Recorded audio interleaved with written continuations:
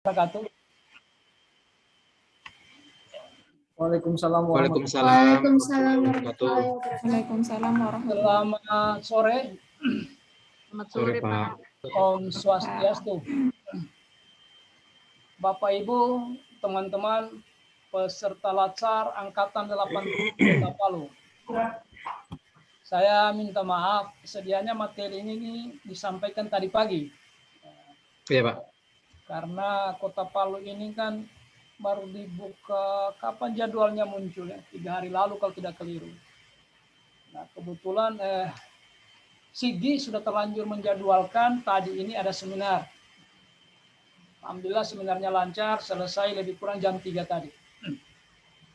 Baik, kalau tidak ada halangan, kita kongko-kongko ini sampai jam berapa ya? Kira-kira lagi 1/4 jam 6 ya. Bisa begitu ya? Bisakah? Atau kurang? Kira-kira lagi 1/4 jam 6 ya. Nanti salah seorang di antara kita nanti yang hubungi hostnya itu, kalau lagi 1/4 jam 6, kita istirahat. Karena bagaimanapun kita membicarakan nilai-nilai ketuhanan ini. Salah satu yang kita bicarakan nilai ketuhanan. Jadi, tiba saatnya praktek sholat maghrib, nah harus diberi ruang kepada yang mau melaksanakannya. Baik, materinya adalah, kalau tidak salah ya, nilai-nilai dasar PNS. Begitu nggak? Coba lihat jadwalnya teman-teman. Jangan saya keliru nanti. Iya, Pak. Iya, Pak. Nilai-nilai dasar PNS. Baik, saya izin dulu share screen ya. Cari materinya. Mudah-mudahan dapat. Ya.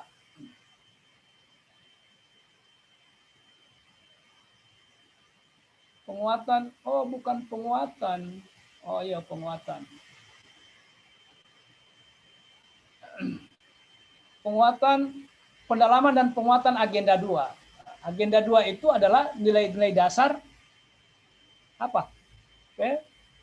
Ada yang menyebutnya nilai-nilai dasar ASN, ada yang menyebutnya nilai-nilai dasar PNS. Karena PNS itu bagian dari ASN. ASN itu terdiri dari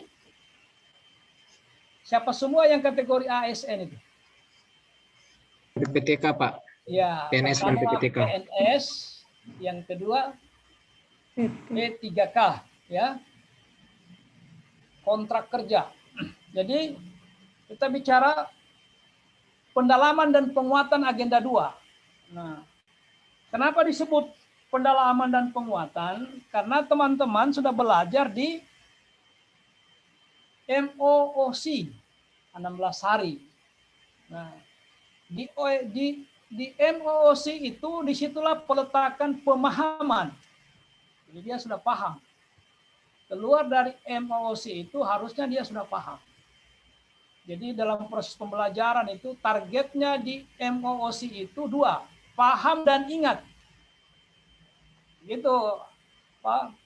Alur belajarnya ini blended.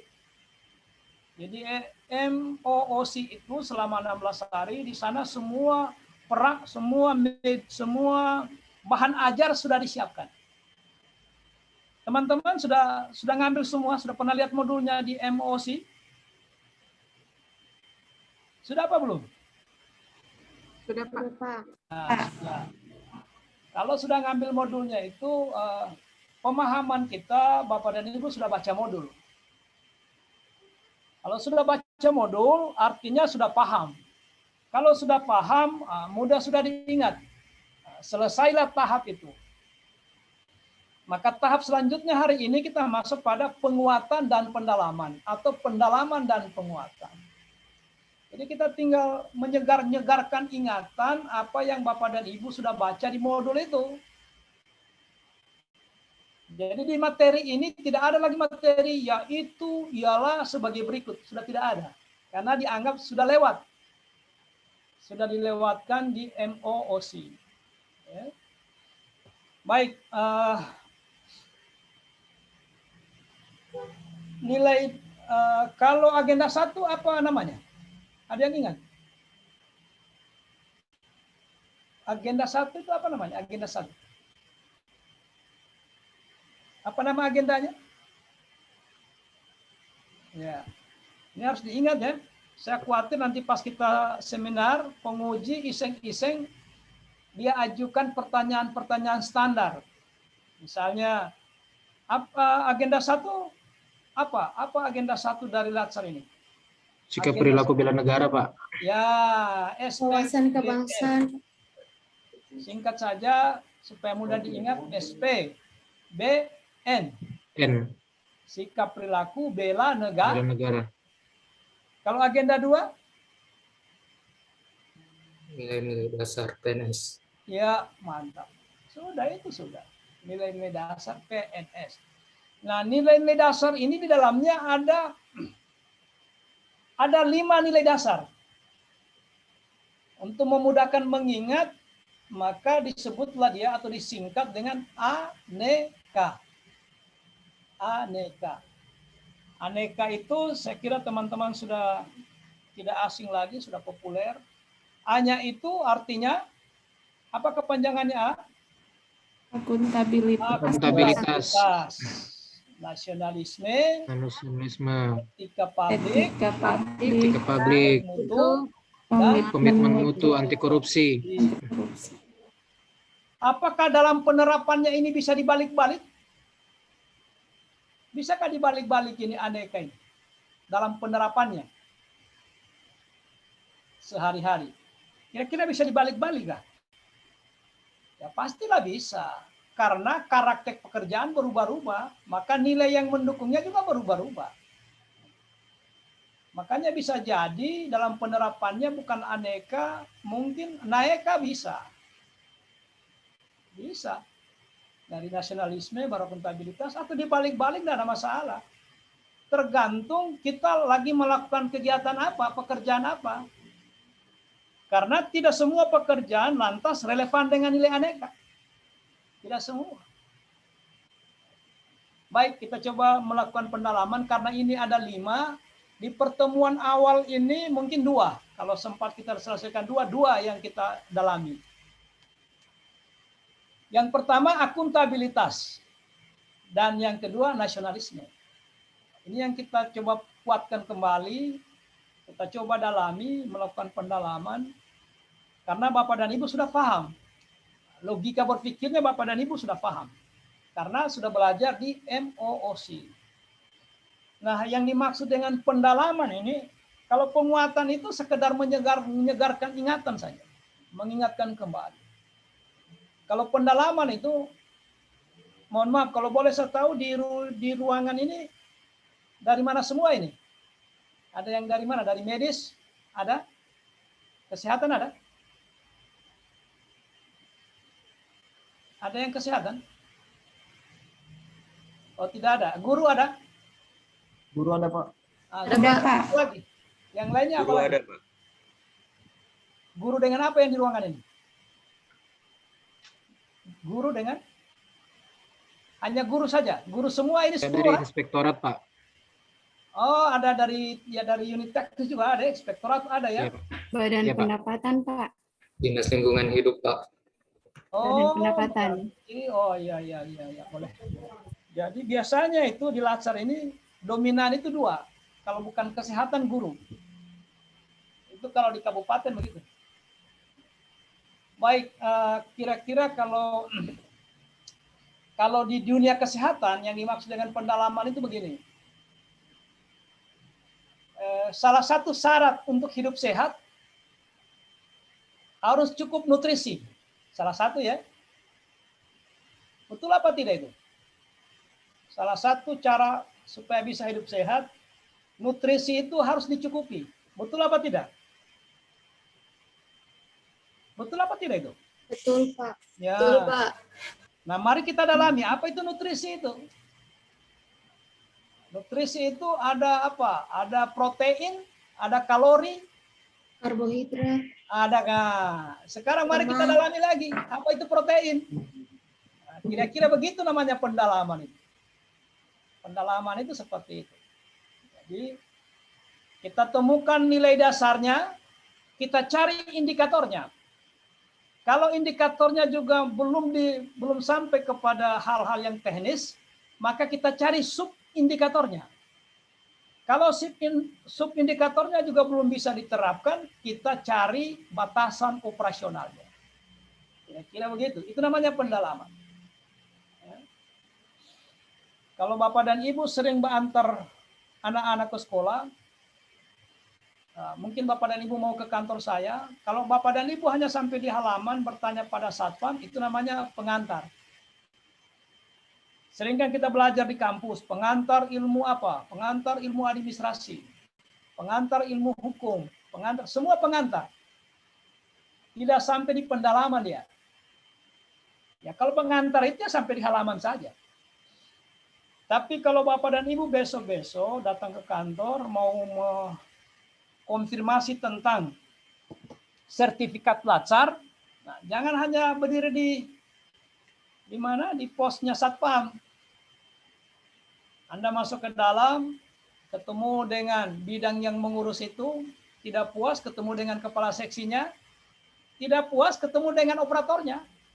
Kira-kira begitu. Itu namanya mendalami itu. Ibarat orang mandi di laut, tidak sekedar berenang-renang di permukaan, tapi menyelam ke dasar. Kira-kira itu pendalaman.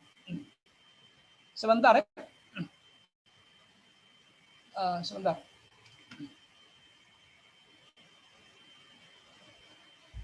Dia, mana laminasinya?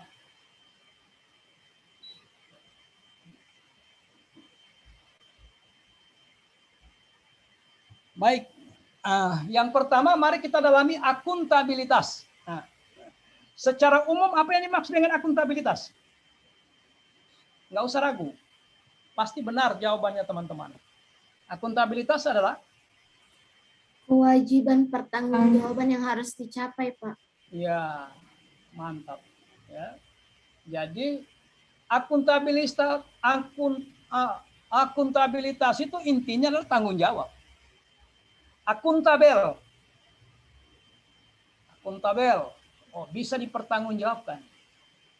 Nah, mari kita lihat akuntabilitas.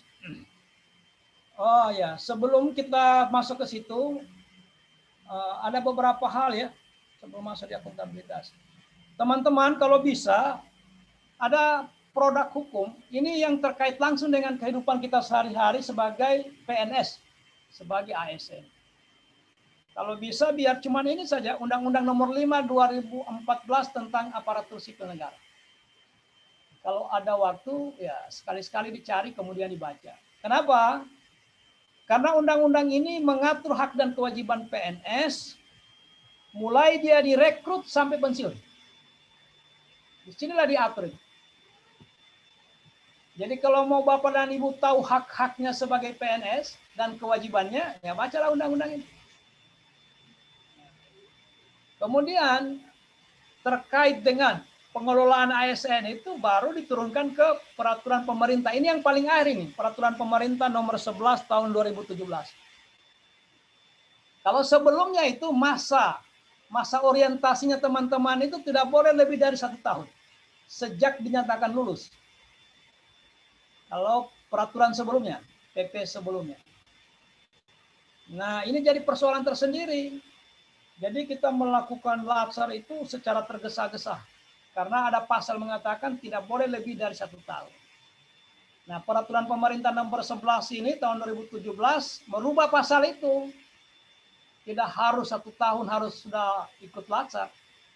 Kalau memang ada alasan yang membenarkan boleh lebih dari 1 tahun masa orientasinya.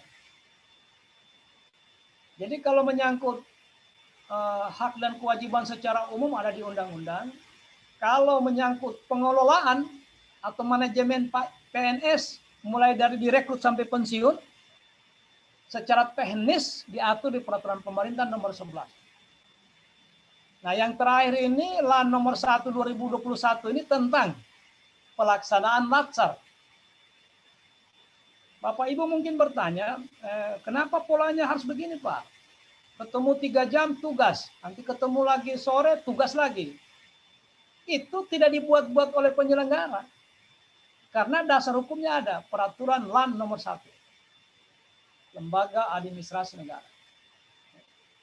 Kenapa Bapak dan Ibu menggunakan baju putih dan bawahannya gelap? Itu juga tidak sembarangan. Tidak sembarangan itu. Itu karena memenuhi tuntutan peraturan LAN. Kenapa lewat Zoom, Pak, bukan klasikal? Itu juga LAN. Kenapa? Karena situasi pandemik ya. Karena darat dikuasai COVID-19, ya kita naik ke udara. Supaya tidak terjadi kerumunan.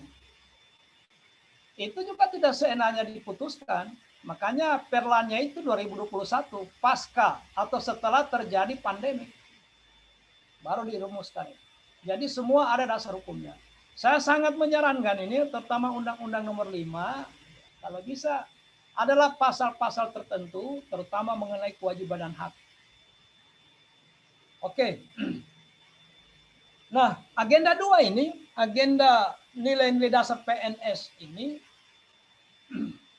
dibutuhkan untuk menjalankan tugas kepegawaian secara profesional sebagai pelayan masyarakat. Nah, Latsar ini Bapak Ibu tujuannya 2. Latsar ini. Endingnya Latsar ini atau muara akhirnya 2. Apa itu? Menciptakan atau membangun PNS. Siapa yang tahu? Apa tujuan Latsar ini kita lama-lama ini? Dulu Latsar itu Bapak, istilahnya prajabatan. Teman-teman yang diterima melalui honor itu, prajabatannya berapa hari? 6 hari. Hari ke-5 sudah ujian kompetensi. Hari ke-6 sudah bubar, angka kopor, pulang ke daerah masing-masing. Nah hari ini berhari-hari, bahkan berbulan-bulan. Jadi kita bertanya juga, kenapa sampai selama ini Latsarnya? Kenapa berbulan-bulan? Ternyata ada tujuan akhir yang ingin dicapai. Apa itu? Siapa yang tahu? Apa muara akhirnya ini? Endingnya dari Latsar itu apa? Ada yang tahu Bapak Ibu? Kemarin kan sudah dapat pengarahan atau pencerahan dari MOC, baca bukunya, baca modulnya, baca buka PowerPoint-nya. Kira-kira apa tujuan akhirnya? Ya? Ada yang tahu? Pasti benar itu, nggak usah ragu. Apa tujuan akhirnya kita adakan Latsar berbulan-bulan ini? Untuk apa ini? Siapa yang bisa komentar? Silakan. Untuk apa itu Latsar berbulan-bulan? Dulu cuma 6 hari. Kira-kira untuk apa? Supaya kita menjaga tujuan akhir. Membangun PNS yang profesional dan berkarakter sebagai pelayan masyarakat. Ya, ini kan sudah jelas di bawah PowerPoint ini. Membangun PNS yang profesional dan berkarakter. Gitu. Udah jelas. Hanya saya ingin melihat apakah teman-teman lihat ini PowerPoint atau tidak. Gitu. Yang profesional itu apa artinya profesional itu? Supaya kita tahu, oh ke arah ini kita diarahkan pemerintah. Negara mengarahkan kita ke sini. Apa itu profesional? Profesional adalah PNS yang profesional itu apa sih? Siapa yang tahu? PNS yang profesional dan berkarakter. Lantas apa itu profesional itu? Kira-kira apa? Ya, sengaja saya lempar-lempar begini supaya kita tidak mengantuk karena kita sudah kelelahan semua. Salah satu cara efektif menghalau ngantuk itu bicara. Tidak ada orang habis bicara langsung mengerok. Tidak ada. Kira-kira apa itu? PNS profesional itu seperti apa? Ada yang bisa? PNS yang profesional itu Pak selalu mengerjakan sesuai porsinya, jujur, dan tak takut menerima kritik dan saran. Tidak, benar sekali. Sangat benar. Masih ada yang lain? Apa sih jawab profesional? dalam pekerjaannya. Apa itu? Tanggung jawab dalam pekerjaannya. Betul. Betul. Yang lain, satu lagi. Supaya kita tinggal simpulkan. Satu lagi apa? ahli dalam profesinya atau pekerjaannya. Siapa yang ngomong terakhir ini? Siapa itu? Aprilita Arisandi, Pak. Oh, tidak kelihatan di ini. Nah, jadi PNS yang profesional itu dua cirinya, dua tanda-tandanya, Bapak. Yang pertama, dia ahli di bidangnya. Jadi ciri pertama PNS yang profesional itu ahli di bidangnya. Ciri yang kedua, bekerja sesuai dengan aturan. Sudah selesai. Profesional sudah PNS itu. Kalau dua ini dia miliki, saya jamin karirnya terus naik. Dia ahli di bidangnya, pada saat yang sama dia bekerja sesuai dengan aturan.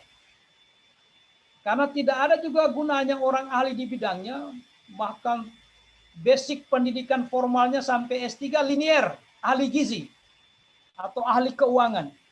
Tetapi dia bekerja tidak sesuai dengan aturan. Maka risikonya tiap bulan dia menghadap Pak Jaksa, wajib lapor. Kan tidak ada gunanya itu. Apalagi sudah diborgol KPK. Maka hilanglah semua keahlian itu. Nyaris tidak ada gunanya semua keahlian itu karena bekerja tidak sesuai dengan aturan. Begitu juga sebaliknya, ada orang yang sangat taat dengan aturan. Dia pelajari semua juklak, dia pelajari semua juknis, dia pelajari semua DPA, dia pelajari semua landasan operasionalnya. Dia bekerja sangat hati-hati, taat dengan hukum atau aturan. Tapi pada saat yang sama dia tidak ahli di bidangnya. Problem itu. Dia sebagai tenaga medis disuruh dokter coba kamu diagnosa dulu penyakitnya. Dia tidak paham apa itu diagnosa. Padahal dia perawat. Sama dengan guru, coba bikin rencana pembelajaran. Dia tidak paham, dia baru dengar itu rencana pembelajaran. Tidak bisa dia kerjakan. Itu menunjukkan dia tidak ahli di bidangnya. Maka sekali lagi, ada dua tujuan dasar ini. Pertama, mencetak atau membangun PNS yang profesional. Yang dimaksud dengan profesional itu ahli di bidangnya. Yang kedua, bekerja sesuai dengan aturan. Nah, ahli di bidangnya ini juga ada dua. Ada dua, teman-teman. Ada kompetensi teknis, ada kompetensi administratif. Jadi kompetensi itu ada dua di PNS ini, Pak. Ada namanya kompetensi teknis, ada kompetensi administratif. Sama pentingnya itu, Bapak. Dua-dua penting. Misalnya Ibu Ulfa ini di mana kerjanya? Di SDN 13, Pak. Oh, guru? Iya. Guru. Nah, Ibu kalau hanya sekedar datang mengajar, itu sah-sah saja. Tetapi tanpa membuat dokumen pendukungnya, administrasinya, itu menjadi temuan. Pasti menjadi temuan. Pasti. Karena tidak kompeten di bidang administratif.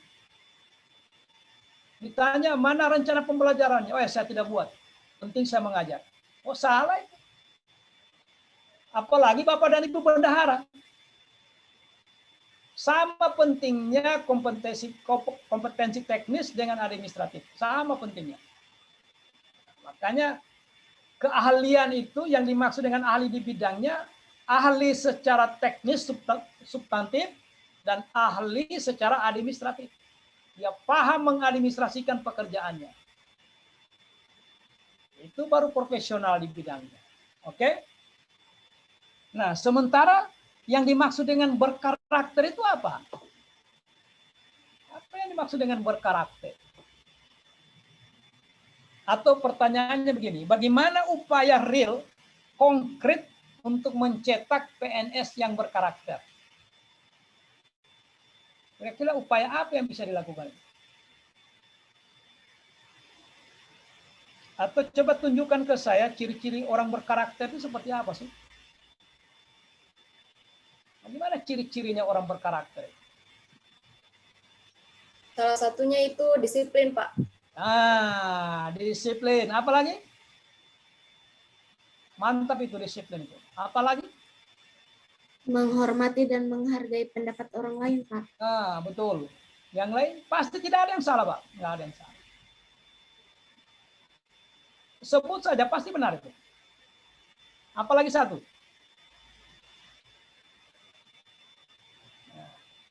Yang dimaksud dengan berkarakter itu adalah apabila di dalam dirinya ada nilai-nilai aneka. Dia bekerja penuh dengan akuntabilitas, penuh dengan rasa tanggung jawab. Itu kan orang berkarakter. Ketika melayani publik tidak membeda-bedakan orang, nasionalismenya tinggi. Itu orang-orang yang berkarakter. Ketika bekerja dia menjaga etika publik. Itulah karakter. Ketika dia bekerja selalu berorientasi pada mutu, kualitas, komitmen mutu, berkomitmen dia pada kualitas pekerjaannya. Yang terakhir dia memiliki sikap anti korupsi. Itulah orang-orang yang berkarakter. Olehnya itu kenapa Latsar ini lama? Ini gara-garanya Bapak. Gara-gara nilai-nilai dasar yang ingin membangun PNS yang berkarakter. Ini yang bikin lama Latsar. Ini yang membuat Latsar itu menjadi berbulan-bulan. Karena ingin membangun karakter. Kalau hanya profesional di bidangnya, saya tidak ragu. Tidak ragu saya. Kenapa Bapak dan Ibu lolos melalui seleksi nasional? Menyisikan ribuan saingannya. Jadi secara kompetensi Anda orang-orang terpilih. Tetapi apakah berkarakter? Ini persoalannya. Persoalannya di situ. Makanya inti dari karakter itu adalah membangun nilai dasar. Nah, itu yang kita mau dalami ini. Yang kita bicarakan satu persatu. Jadi ahli dia di bidangnya, dia bekerja sesuai dengan hukum, kelihatan karakternya. Kalau PNS sudah berkarakter, sudah aman Republik. Aman. Kalau sudah berkarakter. Karena ini yang mahal. Ini yang membuat kita lama ini. Bayangkan ini agenda ini sudah dipelajari di MOC, didalami lagi. Habis itu ada lagi nanti coachingnya, di coaching keseluruhan lagi. Coaching agenda 1, coaching agenda 2, agenda 3, dan sebagainya. Untuk apa? Yaitu supaya didalami. Terinternalisasi dia di dalam diri setiap calon pegawai negeri sebelum berubah statusnya menjadi PNS. Karena problematika bangsa itu di situ Bapak Ibu. Kemarin kan sudah ikut materi bela negara. Nah, untuk melahirkan PNS yang berkarakter tadi, maka dibutuhkan sejumlah nilai dasar. Nah, kalau kita baca modulnya Bapak, ya, agenda 2 ini secara umum menuntut 5 kemampuan. Apa itu? Ya aneka itu. Dia mampu berakuntabilitas. Dia mampu mengedepankan kepentingan nasional. Dia mampu menjunjung tinggi etika publik. Inilah karakter yang ingin dibangun itu. Inilah karakter yang ingin diinternalisasikan ke dalam diri setiap calon pegawai negeri yang mengikuti Latsar, kemudian dia eksplor kapan kita coba ketika dia mengimplementasikan atau mengaktualisasikan rancangannya. Kita lihat, mampukah dia bawa nilai-nilai ini ke sana? Jadi saya mau tanya dulu teman-teman, sebentar nanti kan ada aktualisasi, ada seminar rancangan aktualisasi. Habis seminar rancangan itu baru teman-teman akan berangkat ke tempat tugas melakukan aktualisasi. Maka pertanyaannya, apa yang sebenarnya diaktualisasikan itu? Kira-kira apa yang diaktualisasikan itu? Ada yang tahu? Apa yang diaktualisasikan? Habis ini teman-teman nanti dibimbing membuat rancangan aktualisasi. Habis seminar rancangan sudah aktualisasi 1 bulan. Baru seminar hasil aktualisasi. Untuk menentukan lulus atau tidak. Maka pertanyaannya apa yang diaktualisasikan? Siapa yang tahu? Apa yang diaktualisasikan 1 bulan? Ada yang bisa?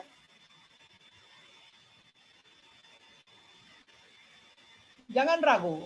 Jawabannya teman-teman tidak ada yang salah. Karena prinsip saya begini. Tidak ada pendapat yang salah, minimal menurut yang punya pendapat.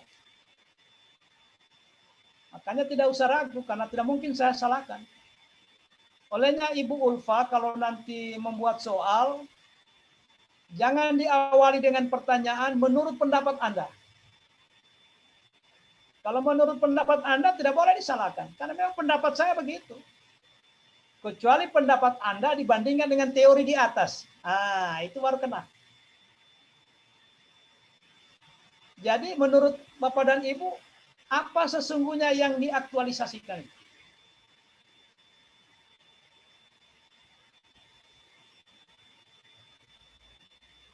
Yang lain? Izin menjawab, Pak. Ya, silakan. Langsung saja. Tidak usah izin menjawab. Itulah. Langsung saja. Iya, Pak. Apa? Kalau menurut saya yang diaktualisasikan itu yang pertama profesionalismenya kita dalam menjalankan tusi kita masing-masing, dan yang kemudian yang tadi itu Pak, karakter yang diwujudkan dalam 5 nilai aneka tadi ini, Pak. Bagus. Sangat bagus. Sangat bagus. Benar itu. Yang lain masih ada yang mau menambahkan? Apa yang diaktualisasikan? Singkat cerita, yang diaktualisasikan itu nilai-nilai dasar. Nilai-nilai dasar yang diaktualisasikan. Jangan salah menafsirkan, yang diaktualisasikan itu kegiatan. Bukan. Kegiatan itu hanya kendaraannya. Alat tunggangannya saja itu. Bukan itu yang penting diaktualisasikan. Tapi bagaimana membawa nilai dasar ke pekerjaan. Maka rancangan aktualisasi itu dilihat kemampuan Ibu memahami nilai dasar. Kemudian mengintegrasikan dengan pekerjaan. Itulah yang kita seminarkan. Jangan salah paham ya. Mohon maaf, kalau Ibu Made, kerja di mana? Di SD Impres 1 Tatura, Pak.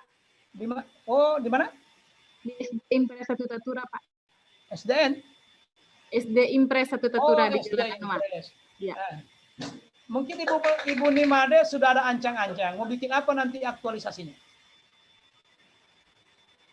Belum ini, Pak. Masih. Siapa yang sudah punya ancang-ancang?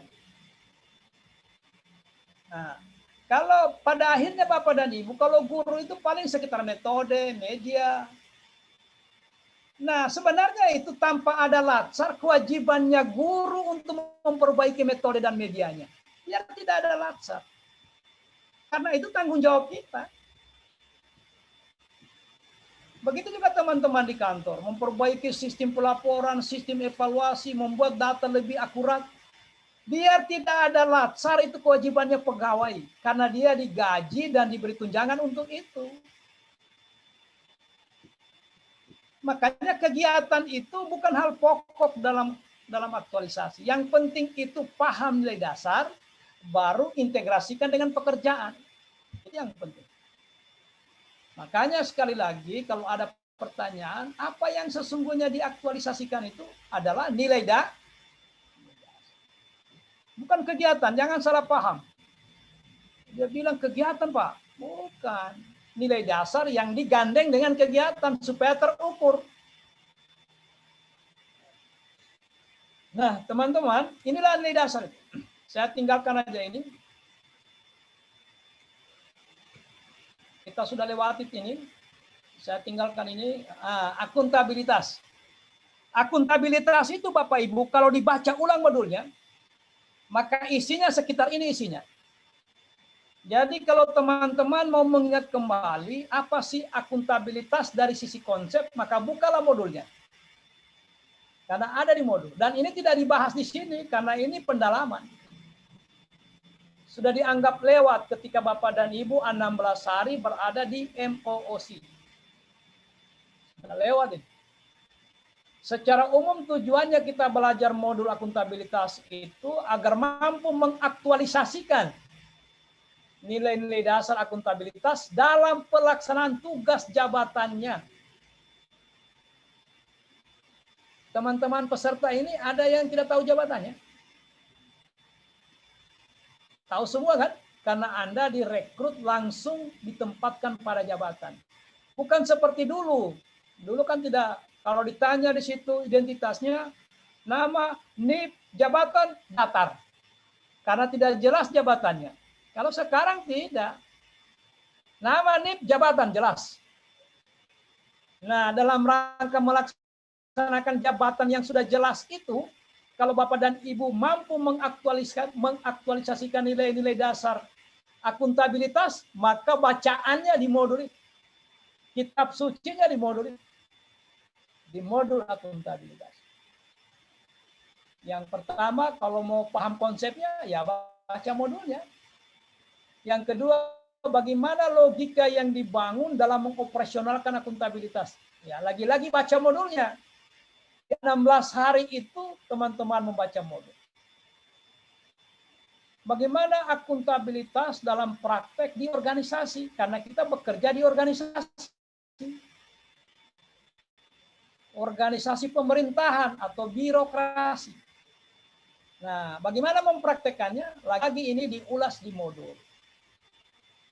Oke. Sampai-sampai di modul itu diberikan contoh kasus. Bagaimana penerapan akuntabilitas kalau kita menemui kasus seperti ini? Kan begitu. Jadi pada akhirnya mau menjadikan PNS yang berakuntabel. Berakuntabel itu adalah bertanggung jawab. Nah, mari kita dalami. Inilah nilai-nilai dasarnya. Nilai dasar pertama itu tanggung jawab. Nah, Bapak Ibu ketika menyusun nanti nilai-nilai dasar diintegrasikan dengan pekerjaan, pada saat menyusun rancangan aktualisasi, maka menurut pengalaman saya, yang paling sering ditemukan nilainya adalah nilai akuntabilitas. Hampir semua dia muncul di tahapan kegiatan. Kenapa begitu, Pak? Karena tidak ada satupun pekerjaan PNS yang tidak bisa dipertanggungjawabkan. Tidak ada satupun. Harus semua yang kita lakukan di birokrasi ini harus bisa dipertanggungjawabkan. Maka inilah nilai-nilai dasar yang sering mondar-mandir di hampir semua pekerjaan. Di hampir semua pekerjaan. Maka di situ dilihat pemahamannya Bapak dan Ibu waktu menyusun rancangan aktualisasi itu. Ini Bapak ini dia pahamkan nilai dasar akuntabilitas. Kenapa dia waktu menghadap mentor tidak menggunakan nilai jujur? Kan begitu misalnya ya. Kenapa dia waktu membuat rencana pembelajaran tidak jelas targetnya? Kalau guru berarti dia tidak paham nilai dasar akuntabilitas. Tidak paham ya. Kira-kira begitu contohnya. Jadi nilai dasar akuntabilitas itu pertama tanggung jawab. Nah, Bapak dan Ibu jangan bingung. Karena nilai tanggung jawab ini muncul di hampir semua nilai dasar. Ada 4. Dia muncul di tanggung jawab.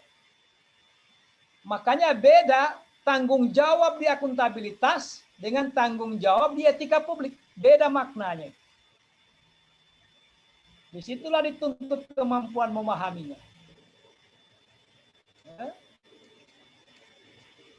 Nah, jadi nilai dasar itu, jadi Bapak dan Ibu supaya jangan bingung ya. Kalau bicara nilai dasar, maka isinya akuntabilitas. Kalau bicara indikator ini, coba lihat kursornya.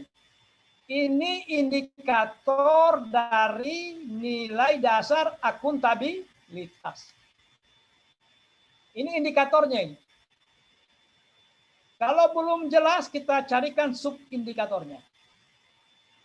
Kalau subindikatornya juga kita anggap belum dalam, maka kita buat batasan operasional. Supaya jelas, ini namanya pendalaman. Ya. Jadi akuntabilitas itu pertama tanggung jawab. Nah, Misalnya Ibu Ulfa di guru ya? Ibu Ulfa guru tadi ya? Oh. Kenapa drop barangkali signalnya? Ibu Hilmia. Ibu kerja di mana, Ibu? SDN Impres Kilai, Pak. Oh, guru juga rupanya. Guru sama kita guru. Nah, salah satu pekerjaan guru itu misalnya menyusun apa? Sebelum mengajar. Rencana pembelajaran, Pak. Nah, rencana pembelajaran kalau kita menyusun itu, kira-kira indikator apa yang perlu dibawa ke sana? Supaya kualitas rencana pembelajaran itu terjamin. Coba lihat nilai dasar itu. Indikatornya, coba lihat indikator. Kira-kira kalau menyusun rencana pembelajaran itu diperlukan indikator apa? Coba perhatikan. Siapa yang bisa tunjukkan? Ketika Bapak dan Ibu mau menyusun rencana pembelajaran, kira-kira nilai dasar akuntabilitas, indikator apa yang bisa dibawa ke sana untuk mendukung pekerjaan itu? Perhatikan. Kira-kira mana Ibu? Kalau menurut Ibu mana? Kejelasan target, Pak. Ya, mantap. 1, benar. Masa rencana pembelajaran tidak jelas targetnya? Harus jelas targetnya. Jadi, nilai dasar akuntabilitas, titik koma, indikator, kejelasan target masuk. Apalagi, Bu?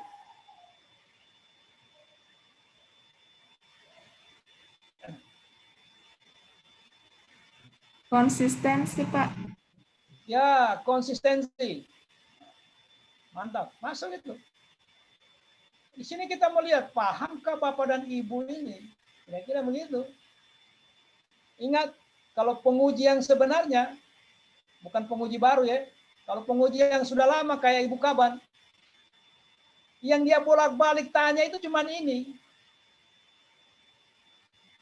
Karena mau melihat, paham ini, karena tujuan akhir kita ini membentuk pegawai negeri yang berkarakter. Berkarakter tujuan akhirnya. Jadi, kecuali kalau penguji yang baru direkrut kemarin, kan memang banyak penguji baru ini, yang baru mulai angkatan ini, ya, banyak-banyak versinya, ada yang cuma melihat kegiatannya. Tapi kalau yang sebenarnya, kalau paham, harusnya ini yang mau digali. Seberapa jauh pemahaman peserta tentang nilai dasar dan mengintegrasikannya dengan pekerjaan. Maka tercipta PNS yang profesional dan berkarakter. Kan itu tujuannya ini. Supaya ditahu, kalau profesional sekali lagi saya tidak ragu. Kalau penguasaan bidang tugas tidak ragu saya. Karena Bapak dan Ibunya direkrut untuk mengisi formasi.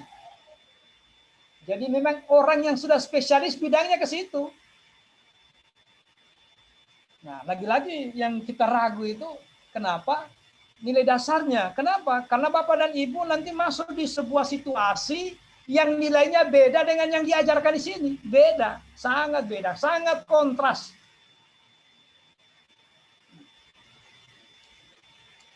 Karena generasi saya ini kan ya sudah terbiasa, sudah puluhan tahun dengan nilai-nilai lama. Dan tidak mungkin juga diamputasi, dipensiunkan secara massal demi mengganti generasi, nggak mungkin, melanggar HAM juga. Habis. Maka Bapak dan Ibu yang diharapkan memberi warna, memberi corak baru. Mumpung terjadi peralihan generasi ke generasi milenial. Kalau kita gagal lagi membangun ini, tidak tahu seperti apa nasib bangsa ini. Makanya sering saya katakan dengan teman-teman Lacar, setelah kita pembekalan nilai dasar ini, teman-teman harus berani berjalan sendiri. Walau seorang diri di tempat gelap sekalipun. Karena Anda menjadi terasing di tengah-tengah orang dengan nilai-nilai lama. Dianggap sok lah. Oh, baru ikut Lacar sok. Tapi ini harus dilakukan karena teorinya itu kalau 15% orang mau berubah di organisasi, maka akan berubah organisasi. Kalau 15% sudah, kalau 100 orang di birokrasi itu ada 15% memiliki pikiran mau berubah, maka ada harapan untuk berubah. Ada harapan. Tapi kalau Bapak dan Ibu hanya menambah jumlah orang untuk mewarisi nilai-nilai lama, tidak akan berubah NKRI. Sampai kapan? Nanti teman-teman baca itu Human Development Index negara kita. Dari 117 negara disurvei, Indonesia berada di 106. Yang ada di belakang kita tinggal Kamboja dengan Timur Leste di Asia Tenggara. Kenapa? Karena birokrasi kita tidak bisa menerapkan nilai-nilai yang dituntut oleh birokrasi itu. Kemudian jujur. Setelah bertanggung jawab jujur. Bayangkan kalau dalam nilai-nilai PNS itu dia bekerja dengan penuh rasa tanggung jawab, di backup lagi dengan nilai jujur.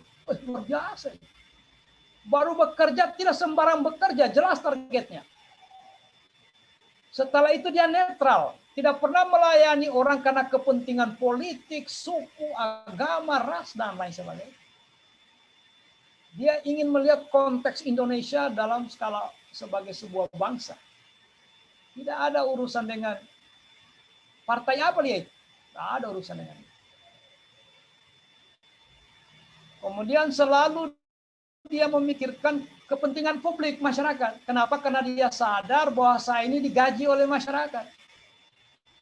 Kita ini kan digaji masyarakat, Pak. Sehingga kita disebut pelayan masyarakat atau pelayan publik. Kenapa? Karena pendapatan yang mendukung APBN itu 80 sekian persen dari pajak. Dari pajak. Makanya kita ini sebenarnya digaji oleh masyarakat. Sehingga diposisikan sebagai pelayan masyarakat. Karena postur APBN kita hampir 90% ditopang oleh pajak. Saya teriak-teriak ini ditarik pajak progresif. Nah, gitu. Potong pajak progresif. Bapak dan Ibu lewat di jalan raya bayar STNK. Nah, gitu. Keluarkan uang pajak.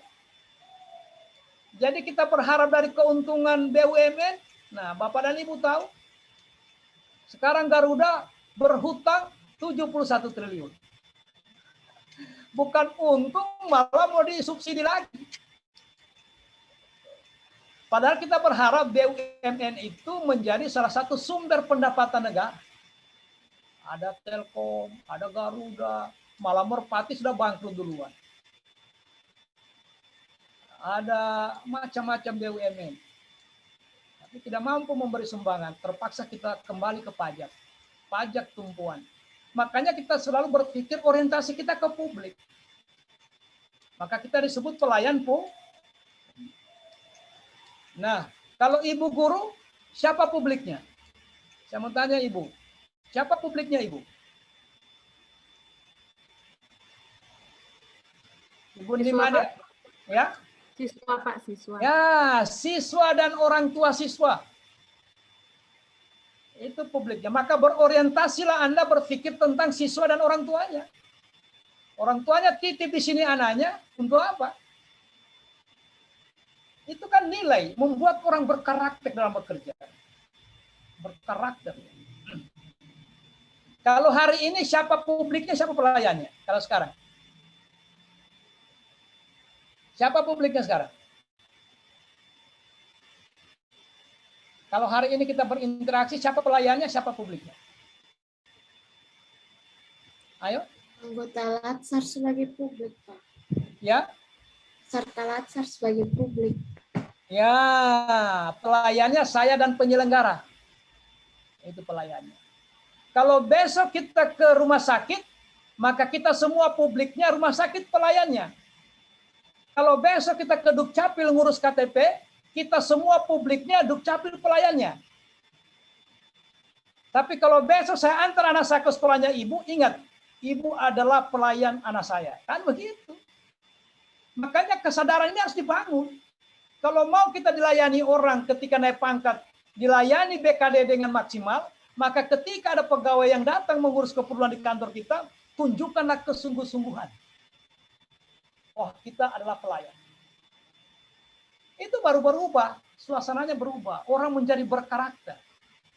Dia tahu tugasnya dan tanggung jawabnya. Jadi pendalamannya ini di sini. Tidak sekedar tahu. Kalau sekedar hafal ini malam teman-teman hafal ini. Hafal ini malam. Cuma persoalannya bisakah diinternalisasikan ke dalam diri. Makanya nanti kita uji coba, mulai menyusun rancangan, kita sudah lihat kemampuannya memahami. Oh, sampai di sini. Karena ternyata masih banyak indikator yang harus dibawa ke pekerjaan ini, beliau tidak cantumkan. Kemungkinannya dia tidak paham. Nah, paham saja tidak, bagaimana dia bisa praktekkan? Gitu ya. Jadi pendalaman ini sebenarnya mau membangun, karena pendalaman ini tingkatannya adalah, kalau di MOOC itu kita hanya menyampaikan C1, C2. C1, C2 itu paham dan ingat. Kalau C3 dan 4, sekarang kita berada di C3 dan 4. C3 dan 4 itu pendalaman dan penerapan. Coba baca kata teorinya taksonomi Bloom. Itu kan dipakai dasar relatsari, taksonomi Bloom itu. C1, C2-nya itu di emosi.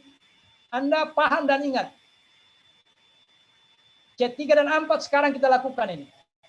Pendalaman. Pendalaman untuk apa? Kalau C3 itu analisis, kemampuan menganalisis. Kalau C4 kemampuan menerapkan. Kalau C5 kemampuan mengevaluasi. Ya. Kemudian ada di dalam dirinya nilai adil. Nah, adil ini juga kontroversi juga ini. Kalau menurut teman-teman adil itu apa? Apa itu adil? Ada yang tahu apa itu adil? Menempatkan sesuatu pada tempatnya, Pak. Ya. Kalau ada orang hari ini bersengketa di pengadilan, lantas dia dinyatakan kalah oleh pengadilan, maka pasti dia mengatakan inilah pengadilan yang paling tidak adil. Tapi ketika dia menang, maka dia akan pasti berucap inilah pengadilan yang paling adil. Jadi adil ini apa? Agak sulit, agak gampang-gampang sulit lah. Tapi mudahnya begitu. Tempatkanlah secara proporsional. Adil ini kan ada dua, Ibu. Itu satu, proporsional. Makanya Aristoteles itu membagi dua adil. Ada adil distributif, ada adil kumulatif. Kalau adil kumulatif itu perlakuannya sama rata, sama rasa. Itu kumulatif. Kapan terjadi itu? Misalnya begini. Kalau orang direkrut jadi pegawai golongan 2A, maka seluruh Indonesia gaji pokoknya sama. Itu adil kumulatif. Ada adil distributif. Nah, itu tadi. Ada orang yang memang ahli, maka diberi tunjangan keahlian. Tidak boleh kita merasa tidak adil. Sama-sama Pak. Saya direkrut, umur juga hampir sama. S1 juga. Kenapa dia dapat tunjangan? Nah, itulah proporsi. Tidak bisa sama rata itu. Jadi orang tidak pernah bekerja serius. Masa orang kita mengajar di, misalnya saya tenaga di mana ya? Kita ini bekerja di darat, tapi ada orang ahli mengelas pipa bawah laut. Masa sama gajinya? Dengan resiko sangat tinggi. Karena dia punya keahlian untuk mengelas pipa bawah laut. Orang yang bekerja ahli virus, itu pasti beda lah. Karena kita menghargai keahlian tadi. Maka adil itu tidak harus sama rata sama rasa, tetapi ada hal tertentu itu berlaku.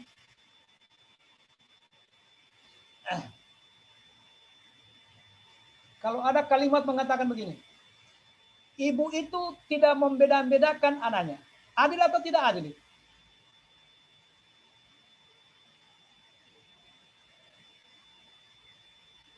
Adil atau tidak adil? Ibu kandung ada 2 anaknya atau 3 anaknya. Dia tidak pernah membeda-bedakan anaknya. Adil atau tidak adil? Adil secara kumulatif, Pak. Hah? Adil secara kumulatif. Iya. Artinya belum tentu A, Hadir, Iya. tinggal kita pilih. Harusnya dibedakan. Karena beda kebutuhannya. Masa anak SD dengan anak kuliah sama jajannya? Pasti protes dia. Pasti protes. Anak SD dikasih 5.000, anak kuliah juga dikasih 5.000. Oh, protes dia. Ibu tidak adil. Mama tidak adil. Makanya adil tadi seperti itu menafsirkannya. Itu teori dasarnya dari Aristoteles. Transparan. Apa yang dimaksud dengan transparan? Supaya jangan salah menafsirkan. Ayo supaya tidak mengantuk, kira-kira transparan itu apa? Pasti benar. Transparan? Pak Dion, transparan apa? Transparan mungkin keterbukaan, Pak. Keterbukaan. Keterbukaan Betul. terhadap apa yang kita kerjakan kepada baik itu kepada masyarakat maupun kepada pimpinan kita, Pak. Iya, mantap. Masih ada yang lain? Apa itu transparan? Rame-rame kita menyimpulkan transparan itu keterbukaan. Bapak dan Ibu selama orientasi pernah ikut upacara?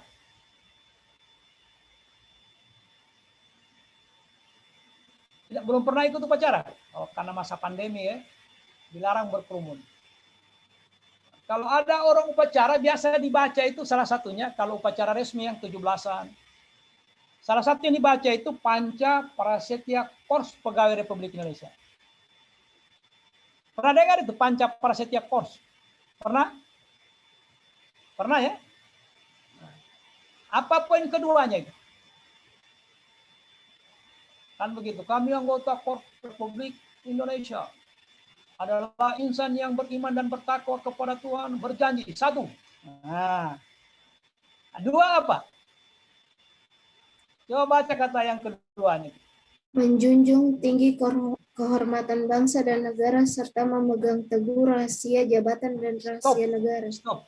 Memegang teguh rahasia jabatan dan apa kaitannya dengan transparansi?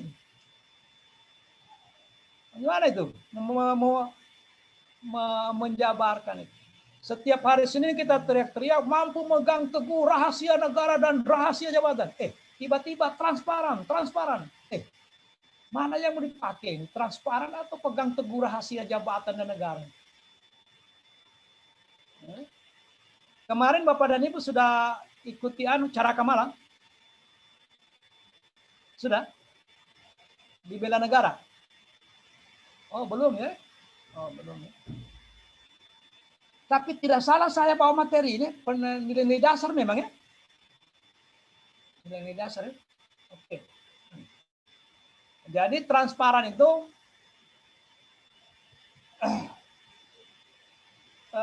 ibu guru kan? Ibu guru itu apa yang tidak bisa ditransparankan? Apa yang tidak boleh dibuka oleh ibu guru? Kaitannya dengan profesinya sebagai guru.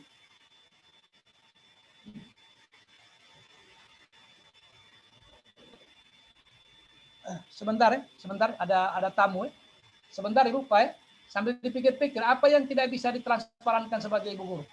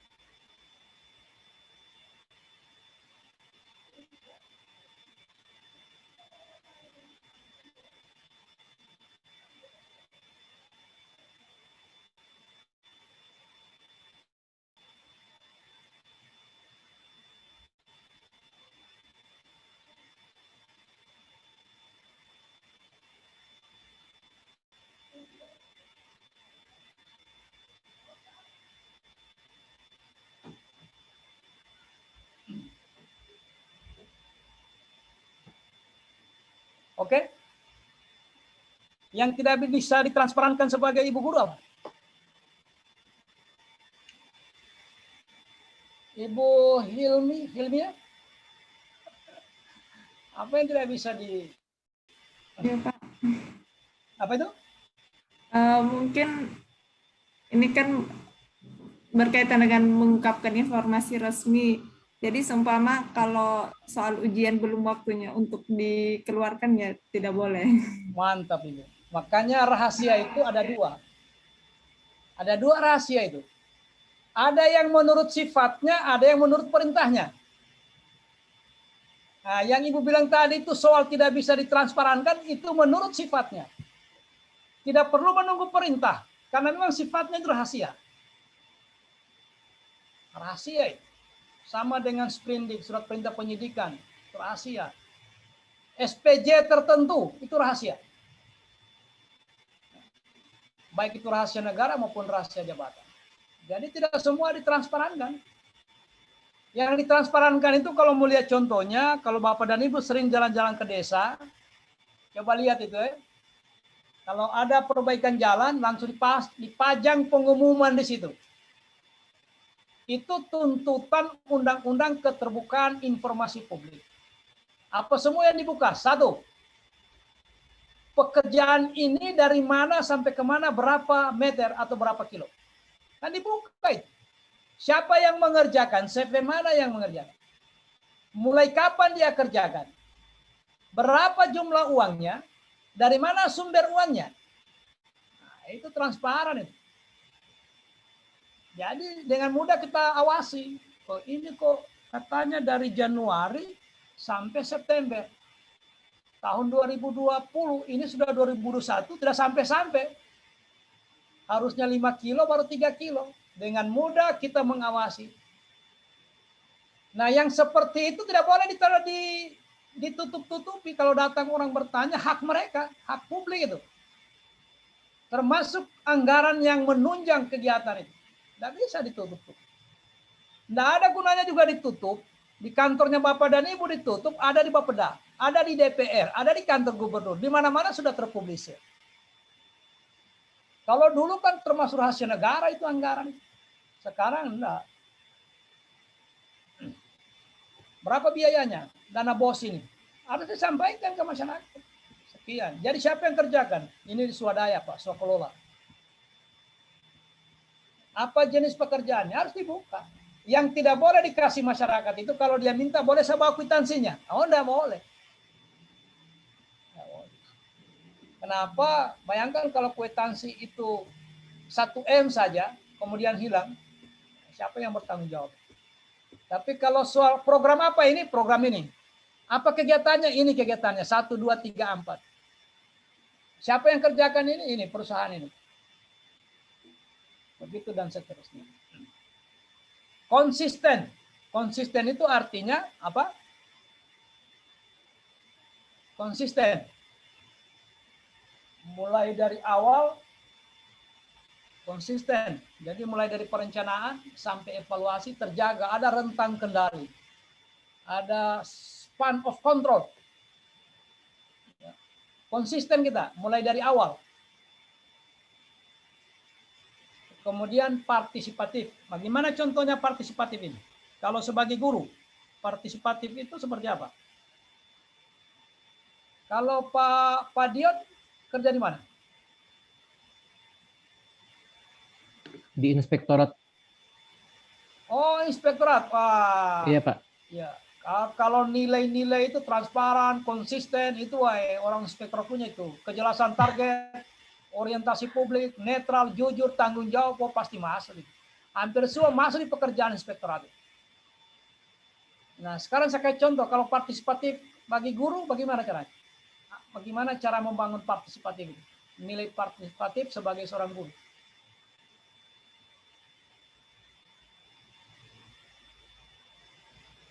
Ada yang bisa menjelaskan itu? Mungkin terlibat aktif Ya. dalam pengembangan kurikulum. Terlibat aktif dalam pengembangan kurikulum kalau untuk guru. Kok putus-putus anunya Ibu? Kenapa? Apa? Kalau untuk guru tadi seperti apa Ibu? Terlibat aktif Pak dalam pengembangan kurikulum. Oh, dalam pengembangan kurikulum ya. Terlibat aktif dalam pengembangan kurikulum. Maksudnya siapa yang terlibat aktif itu? Kami, para guru-guru. Waktu menyusun kurikulum. Ya, bisa ada ide, kita kondisikan dengan karakter, dengan lingkungan siswa, seperti itu. Lingkungan sekolah. Begitu. Kurikulum itu sebenarnya kewenangannya siapa itu? Kewenangan pemerintah, kan kurikulum nasional 2012, cuman di dalamnya biasa ada pengembangan, ada perubahan kurikulum tergantung kondisi sekolah. Betul. Itu contoh partisipatif. Contoh partisipatif. Kalau nanti Ibu membuat rancangan, aktualisasi, bicarakan dengan kepala sekolah, dengan guru lain. Untuk apa? Membangun partisipasi. Jangan kita jalan sendiri. Kondisikan dulu, saya ada rencana ini, saya mau bikin begini di sekolah ini. Itu namanya membangun partisipasi. Ada juga hal tertentu menuntut partisipasi siswa. Ada hal tertentu. Oke. Yang terakhir, sudah. Di antara nilai ini, apa yang perlu ditanyakan? Silakan. Terkait dengan pendalaman. Silakan. Sebelum kita pindah ke nilai berikutnya. Cukup 2 kita bahas sore ini. Akuntabilitas dengan nasionalisme. Ada yang perlu ditanyakan? Silakan. Kalau tidak ada, kita lanjut. Kalau tidak ada, saya lanjut teman-teman ya. Nasionalisme. Kalau Bapak dan Ibu tidak sempat atau sudah lupa-lupa modulnya, saya ingatkan. Ini isi modulnya. Jadi tujuan akhir kita mempelajari modul itu bagaimana mengaktualisasikan nilai-nilai dasar Pancasila dalam melaksanakan tugas jabatannya. Jadi begini, kalau Bapak dan Ibu sandingkan 5 modul aneka itu, mulai dari akuntabilitas sampai dengan anti korupsi, maka modul yang paling tebal nasionalisme. Yang paling tebal. Kenapa? Karena dia mengulas kembali nilai-nilai Pancasila. Cuman sebutannya di sana tidak, misalnya nilai ketuhanan, nilai kemanusiaan, nilai persatuan, nilai kerakyatan, dan nilai keadilan. Ini bedanya dengan saya ini Bapak Ibu prajabatan tahun 90.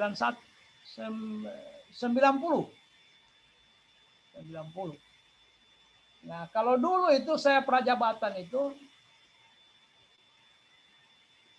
ada yang kalau saya ikut itu sekitar 2 minggu waktu itu. Golongan 3 ya. 2 minggu. Nah, yang setiap hari kita itu disuruh belajar atau menghafal nilai-nilai Pancasila itu yang sekian puluh butir. 34 apa 32 butir. Disuruh hafal itu. Nah, sekarang beda. Dari nilai-nilai Pancasila yang sekian puluh butir itu dicari yang nilai-nilai yang sifatnya operasional. Itu yang dibawa ke aneka. Terutama di nilai nasionalisme. Jadi nilai-nilai Pancasila juga ini. Tapi diterjemahkan yang sifatnya operasional, yang teknis. Makanya di situ diulas. Jadi nilai-nilai Pancasila dalam menumbuhkan nasionalisme ini bahasanya panjang ini. Karena bicara tinjauannya 3. Kalau di modul, kalau Bapak dan Ibu perhatikan modul nasionalisme, ketika Bapak dan Ibu bicara tentang nilai Pancasila dalam menumbuhkan nasionalisme, maka di situ ada 3 tinjauannya. Yang pertama aspek historis. Bagaimana lahirnya nilai-nilai ketuhanan. Bagaimana lahirnya nilai-nilai kemanusiaan dan seterusnya. Setelah aspek historisnya dibahas di modul itu, baru pindah ke aspek teoritis. Bagaimana teori nilai ketuhanan? Bagaimana teori nilai kemanusiaan? Nah, di bagian akhirnya baru bicara implementatif. Bagaimana mengimplementasikan nilai itu? Ya. Jadi nilai itu, kalau kita baca modul itu, kira-kira kalau benar-benar di dalam diri orang itu ada nilai ketuhanan, pasti dia merindukan nilai kemanusiaan. Pasti dia menjaga nilai kemanusiaan. Ya. Kalau di dalam dirinya ada nilai kemanusiaan, maka dia mendambakan persatuan. Ya.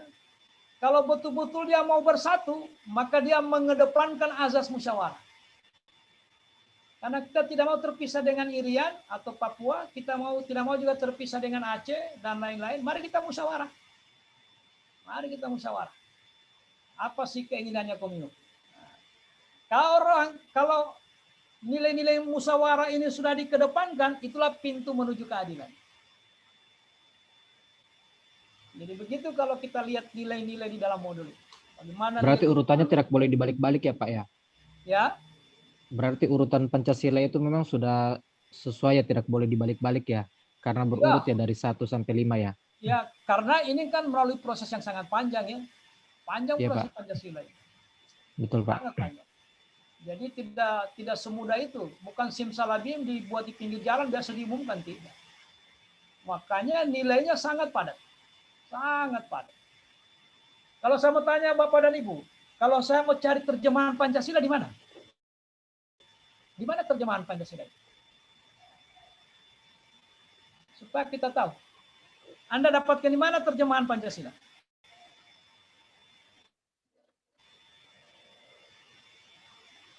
Pancasila terjemahannya adalah Undang-Undang Dasar 45. Itulah terjemahannya. Pancasila itu filosofi. Nah, terjemahannya di Undang-Undang Dasar.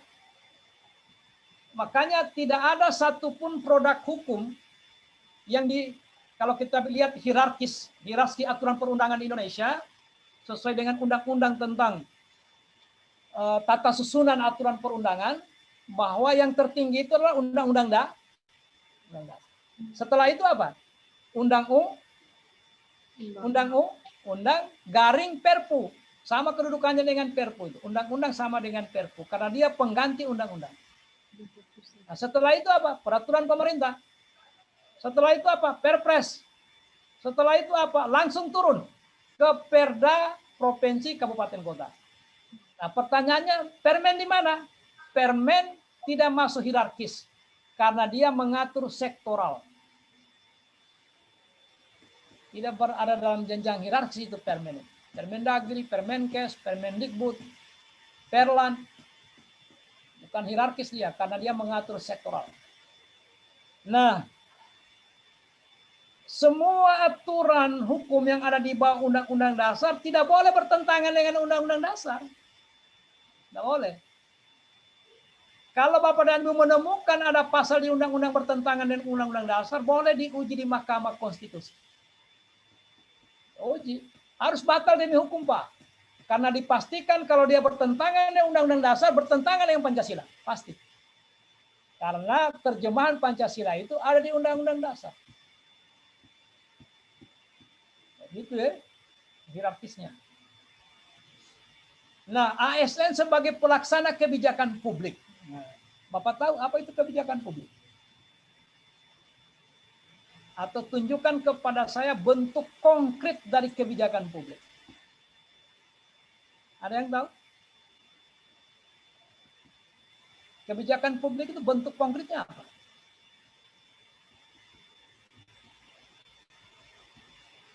Ibu Nimade pernah dengar kebijakan publik itu bentuk konkretnya adalah? Peraturan mungkin Pak? Ya? Peraturan? Ya, mantap. Betul. Jadi kebijakan publik yang kita eksekusi ini adalah bentuk konkretnya secara nasional adalah undang-undang. Itulah kebijakan publik. Coba, apapun yang dikerjakan oleh Ibu Hilmia dan Ibu Nimade pasti sedang mengeksekusi undang-undang tentang pendidikan nasional. Pasti. Tidak akan keluar dari situ. Tidak keluar dari situ. Apapun yang dilakukan oleh teman-teman di penanggulangan bencana pasti sedang mengeksekusi undang-undang penanggulangan bencana. Apapun yang dilakukan oleh Bapak dan Ibu yang ada di Undata dan yang ada di Dinas Kesehatan, di rumah sakit, di puskesmas, di posyandu, sedang mengeksekusi undang-undang tentang kesehatan. Pasti itu. Pasti. Makanya kebijakan publik dalam tataran nasional adalah undang-undang. Itu juga kita lakukan di daerah. Tetapi apabila yang masih perlu ditekniskan, maka muncullah perda. Atau karena memang tidak diatur di setingkat undang-undang, maka boleh dibuatkan perda. Nah, kalau perda itu nanti bertentangan dengan undang-undang di atasnya, diujinya di Mahkamah Agung. Kayaknya perda ini bertentangan dengan undang-undang. Kalau sengketa antara undang-undang ke bawah itu jalurnya dua, tapi yang paling umum orang gunakan Mahkamah Agung. Tetapi kalau sengketa penafsiran antara undang-undang dan undang-undang dasar, tidak ada tempat lain kecuali Mahkamah Konstitusi. Kenapa begitu ketat, Bapak? Karena tafsirnya Pancasila itu ada di undang-undang dasar. Barang siapa membuat undang-undang bertentangan dengan undang dasar, bolehlah kita mengatakan tidak Pancasilais.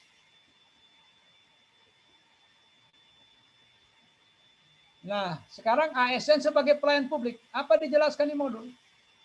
Nah, itu mengingatkan kita karena kita ini digaji oleh masyarakat. Makanya diposisikan sebagai pelayan publik. Siapa yang dimaksud dengan publik itu, Bapak? Secara umum. Publik itu adalah? Masyarakat. Masyarakat. Bolehkah warga negara asing kita layani? Boleh apa tidak?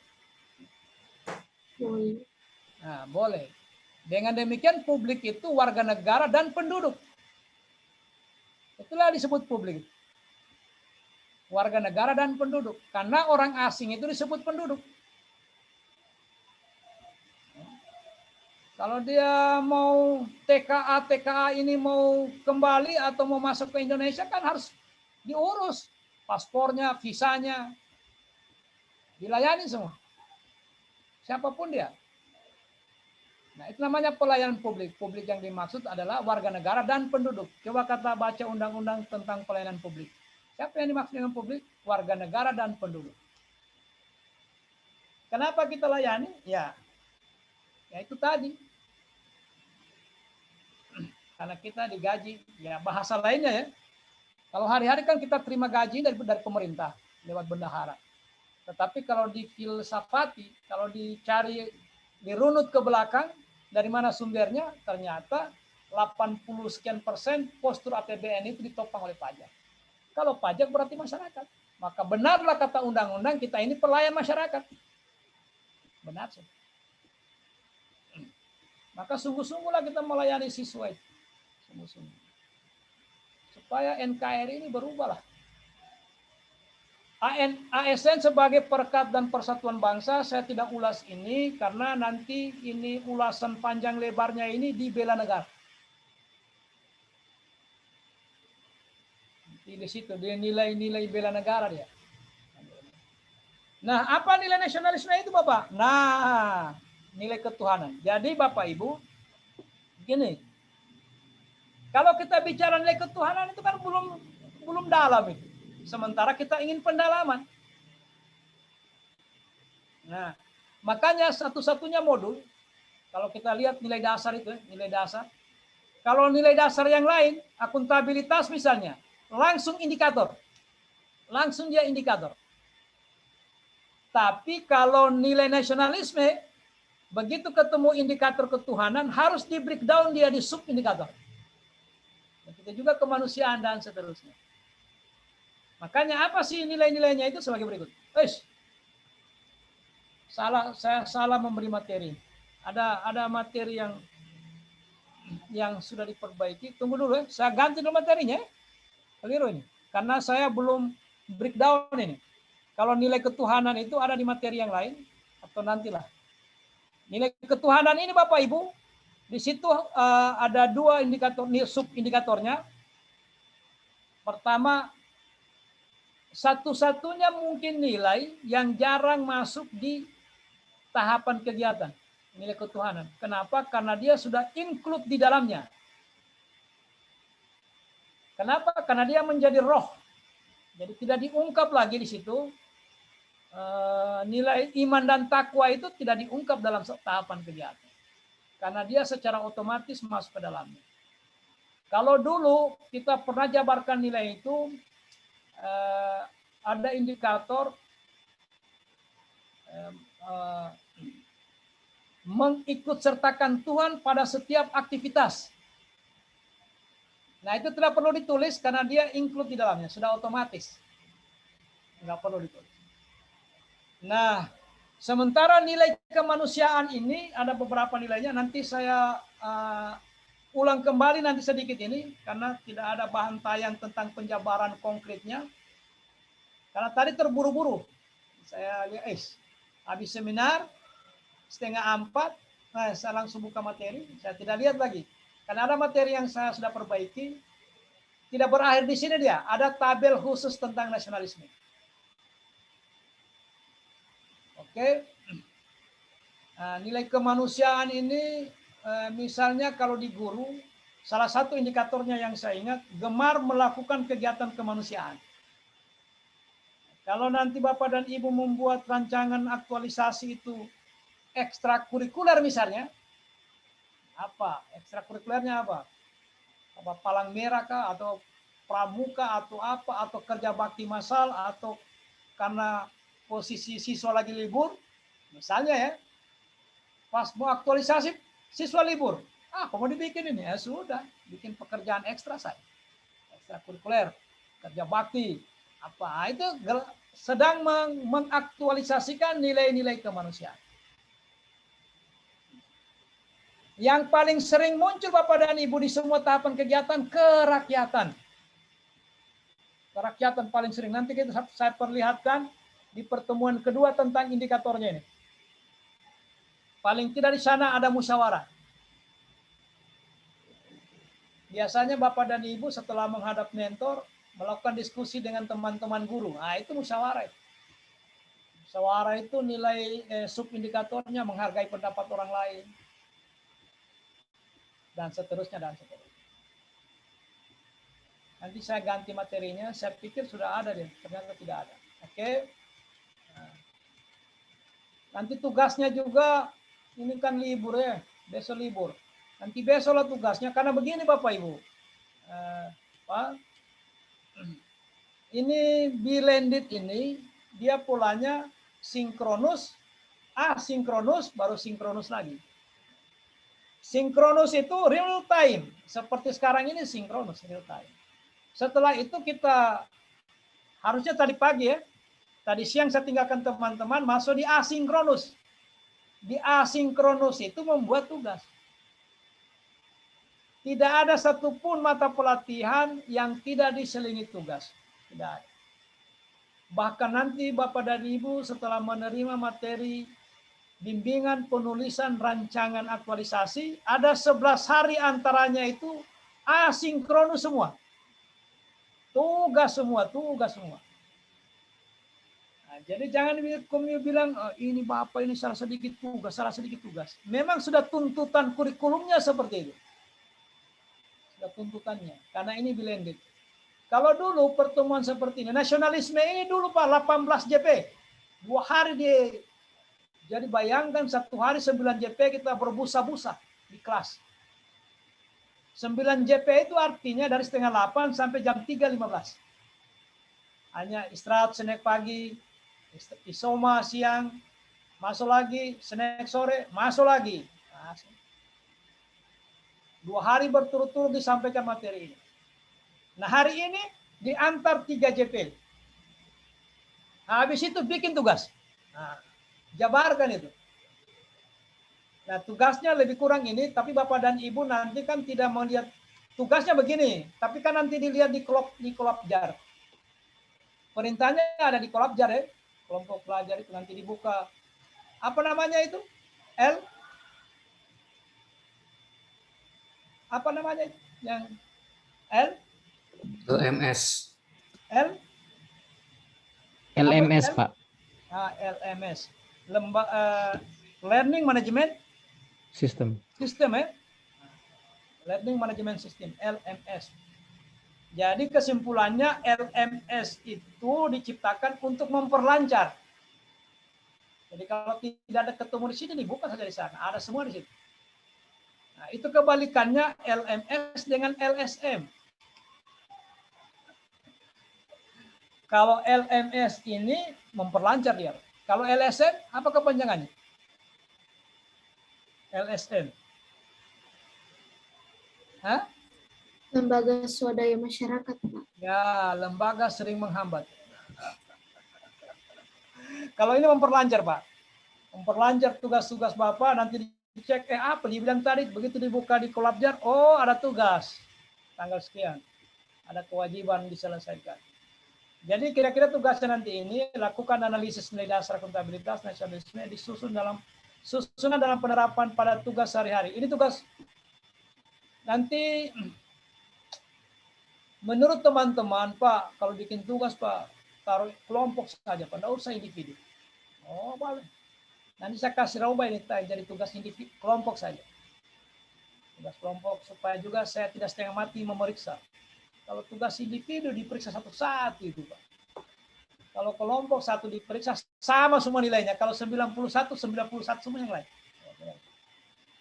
Ini nanti tugasnya mungkin malam ini saya tidak sempat buat karena ada lagi mau datang ini yang PKA. Pelatihan kepemimpinan administrasi. Sudah terlanjur janjian. Tapi saya usahakan kalau bisa saya kasih masuk sebentar tugasnya. Nah, ini minta maaf ya, saya belum jabarkan nilai-nilainya, nanti pada pertemuan berikutnya ingatkan saya. Pak, nilai-nilai nasionalisme itu kemarin Pak baru indikatornya, belum dijelaskan subindikatornya. Nah, mungkin tugas ini malam ini saja yang Anda, sudah live. Sudah habis waktu Bapak Ibu, jadi ketemu kita sampai di sini ya. Mohon maaf kalau ada yang tidak terkontrol ya. Mana sudah? Hai, sudah Pak, sudah Jo. Apapun yang terjadi sudah dianggap kita, Pak Barun. Baru mau klik tadi sudah terlempar. Oke. Sudah habis Pak Barun. Waktunya habis. Oke dan kalau Pak Barun mau tambah silakan, saya sudah enggak saja.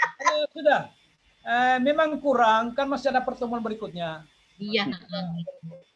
Oke dan ya untuk kelompokku dan untuk kelompoknya Mbak Barun. Iya. Saya pamit ya. Ya, Bude. Terima kasih, Bude. Terima kasih, Bude. Dan semuanya Terima Pak kasih, Barun Bude. saya Iya Bude, nanti jalan-jalan ke sini Bude. jalan-jalan virtual ya. Iya, insya Allah kita bertemu. Alhamdulillah kita ketemukan walaupun dengan mata sakit lihat ini. Oleh Pak Afgan, saya juga mau lihat Pak Afgan. Bukan Pak Afgan, Pak Aldi. Pak Afgan, Pak Aldi itu. Sama dengan Ibu Yul, habis seminar tadi baru buru-buru masuk di sini. Oke Pak Afgan, saya lihat duluan ya. Iya, oke saya Terima kasih Pak Barun. Yo. semuanya. Ya. Ya, teman-teman, sebelum kita akhiri pertemuan hari ini, mungkin Ibu Krisyanti bisa memimpin doa.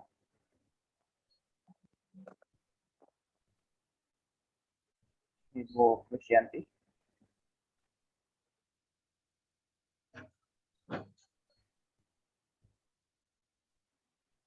Ya, sebelum mengakhiri kegiatan kita hari ini, mari kita berdoa. Dan saya akan pimpin doa ini dalam agama yang saya anut, agama Kristen Protestan. Mari kita berdoa. Bapa kami yang bertakhta dalam kerajaan di surga, terima kasih banyak ya Bapa atas berkat yang tak pernah habis dalam kehidupan kami. Saat ini kami boleh menyelesaikan kegiatan pelatihan online pada hari ini. Kiranya Engkau memberkati apa yang telah kami pelajari. Biarlah kiranya semuanya itu dapat bermanfaat bagi kami. Ini kami yang berdoa, ampuni segala ketidaklaikan kami. Dengan perantaraan Kristus kami berdoa. Amin. Terima kasih. Selesai. Ya, teman-teman, saya ucapkan terima kasih telah datang pada jam sore ini meskipun kita lambat ya tadi. Lambat terus ada pengunduran waktu. Saya ucapkan terima kasih. Sebelum saya akhiri, saya ucapkan wabillahi taufiq wal hidayah. Wassalamualaikum warahmatullahi wabarakatuh dan selamat sore. Waalaikumsalam warahmatullahi wabarakatuh. Terima kasih Pak. Saya tutup selamat beristirahat.